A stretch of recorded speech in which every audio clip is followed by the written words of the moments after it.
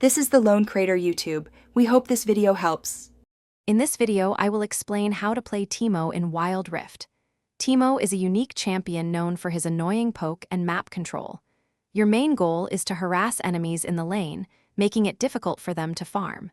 Use your blinding dart to shut down attack-reliant champions and place your noxious traps, or mushrooms, to control key areas and surprise foes.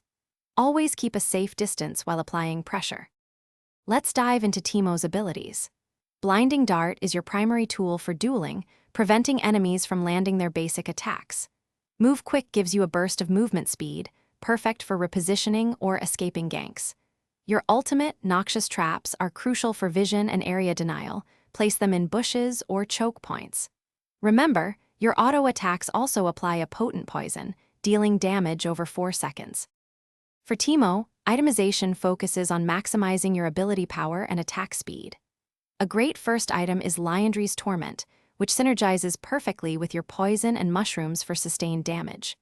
Following up with Rabadon's Deathcap will dramatically increase your overall ability power, making your abilities hit much harder. For runes, consider options that enhance your poke, like Electrocute, or provide sustain, such as Fleet Footwork, depending on the matchup. To truly master Teemo, focus on advanced tactics. Strategically place your mushrooms around objectives like Dragon or Baron, and in common enemy jungle paths for crucial vision and damage. Teemo excels at split pushing, forcing enemies to respond to your pressure. In team fights, avoid the front lines. Instead, stay on the edges, applying blinds and poison to key targets. Don't forget to use your stealth to set up ambushes or make a quick escape. Thanks for watching. Consider subscribing if we helped you.